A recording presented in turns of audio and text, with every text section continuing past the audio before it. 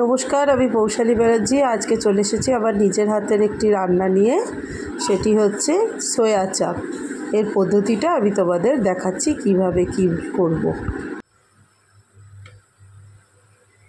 একে একে এই সয়া চাপ, এগুলোকে বলে হচ্ছে সয়া চাপ। হ্যাঁ, এতে একটা করে স্টিক ঢোকানো থাকে, আইসক্রিমের কাঠি। এই সয়া চাপটাকে একটু গরম জল আর নুন দিয়ে একটুখানি ফুটিয়ে দেবো, তবে এটা একটু সফট হবে, কারণ ডিপ ফ্রিজ থেকে ডাইরেক্ট তুলে দিয়েছি। আর আজকে এটা ফার্স্ট টাইম বানাচ্ছি, জানি না কেমন হবে, তো দেখা যাক। দোকানে এরকমই কিনতে পাওয়া যায়,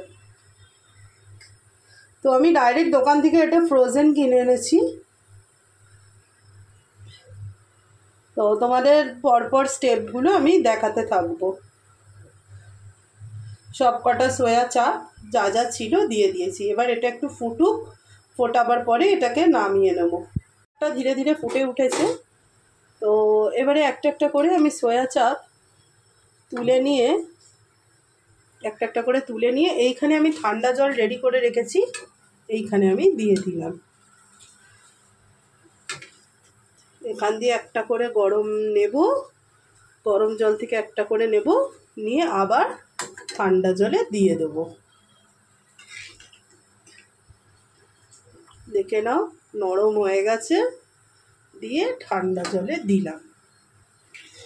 এইরকমভাবে আমি প্রসিডিওরটা কমপ্লিট করছি। তারপরের স্টেপটা আমি তোমাদের দেখাচ্ছি। এইবারে সয়া চাপের ভিতর থেকে কাঠিটা বের করে নেব। বের করে নিয়ে এবারে পিস পিস করে কাটবো। এই রকম এই রকম এই রকম। এটাকে বলা হয়, এখানকার মানুষরা বলে, যারা নাকি ভেজ খায়, মানে যারা নাকি মাংস টাংস খায় না, তাদের জন্য এটা নাকি পুরো একদম মাটনের টেস্ট হয়। দেখা যাক, আমি তো ফার্স্ট টাইম বানাচ্ছি, কীরকম হয় দেখা যাক। এই যে ভিতর থেকে কাঠিটা বের করে নেব, করে নিয়ে এইরকমভাবে পুরো পিসটাকে করছি।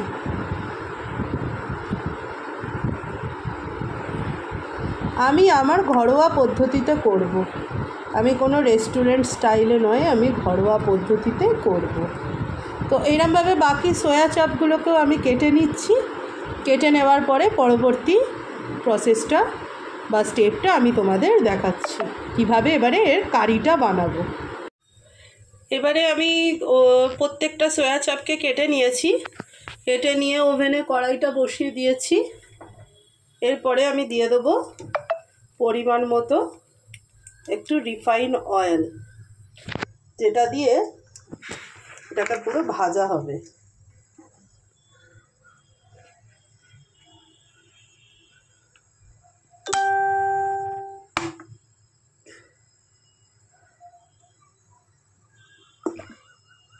দিয়ে দিলাম পরিমাণ মতো অয়েল।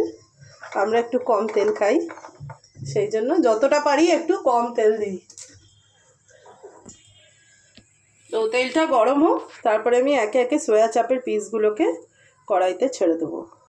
এবারে কেটে রাখা সয়া চাপগুলো কড়াইতে ছেড়ে দিলাম।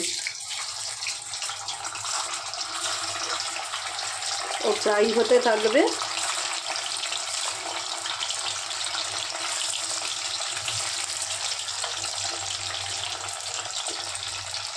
একটু ভাজা ভাজা হবে, তারপরে তুলব।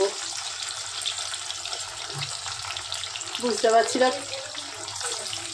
পারছি না কেমন হবে, ফার্স্ট টাইম করছি, দেখা যাক। এখানে তো বেশি সব নিরামিষ প্রাণী বেশি, এখানে আমাদের মতো মাছ মাংস খোর কমই আছে। তাও বলবো না একেবারে মাছ মাংসের দোকান নেই, খুবই দোকান আছে, ভালোই দোকান আছে। সব যা আছে ছেড়ে দিলাম।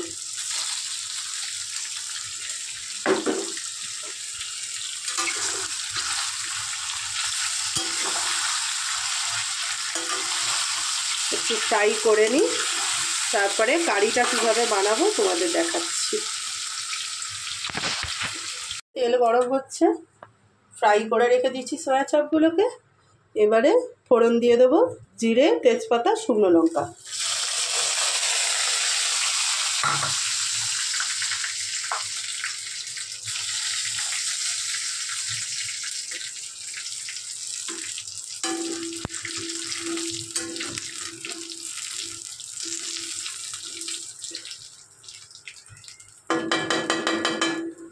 আর এখানে আমি একটু পেঁয়াজ, কাঁচা লঙ্কা, আদা, রসুন গ্রেট করে কুচি করে রেখেছি। ফোড়নটা একটু ভাজা ভাজা হলে তারপরে আমি এইটা দিয়ে দেবো। হয়ে গেছে, ফোড়নটা একটু ভাজা ভাজা হয়ে গেছে, তারপরে আমি এই পেঁয়াজ, কাঁচা লঙ্কা এগুলো দিয়ে ভাজা ভাজা করব। টমেটো, কাঁচা লঙ্কা, পেঁয়াজ, আদা, রসুন সব একসাথে গ্রেট করে নিয়েছি, একেবারে ঘরোয়া পদ্ধতিতে।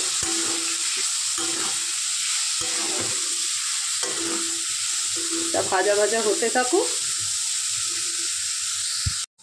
তারপর দিয়ে দেবো একটু নুন। যে কোনো মশলায় নুন দেওয়াটা খুব জরুরি আগেই, নাহলে টমেটো আর পেঁয়াজ নরম হবে না। তারপর দিয়ে দিচ্ছি একটু পরিমাণ মতো একটু হলুদ।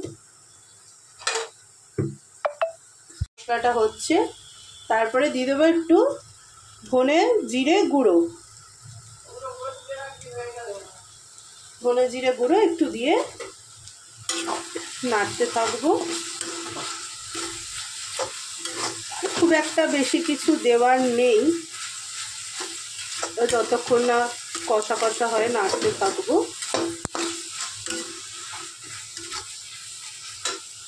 নিয়ে নিচ্ছি একটুখানি কাশ্মীরি লঙ্কা আর একটা সয়া চাপ মশলার প্যাকেট আমি কিনে এনেছিলাম বাইরে থেকে, ওইটা দিয়ে দিলাম।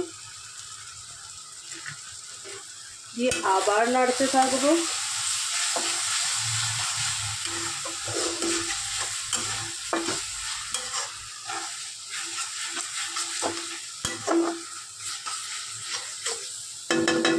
একটু জল অ্যাড করে দেবো এর সাথে সামান্য। কষতে কষতে একটু জল না দিলে ভালো লাগেও না।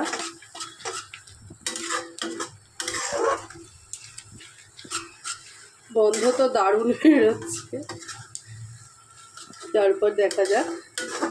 দেখেছো একটুখানি তেলে করছি, তাতেই কি সুন্দর হয়েছে।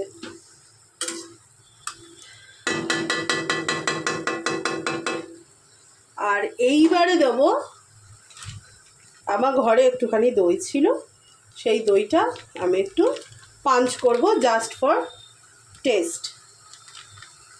বেশি না, কমই দেবো, ব্যাস ব্যাস এনাফ। দিলে টেস্টটা আরও দ্বিগুণ হবে।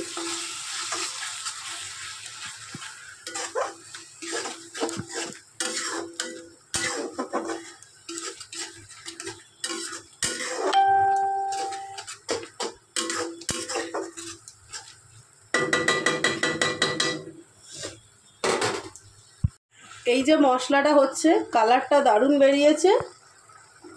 এইবারে মশলা থেকে তেলও ছেড়ে বেরোচ্ছে আস্তে আস্তে।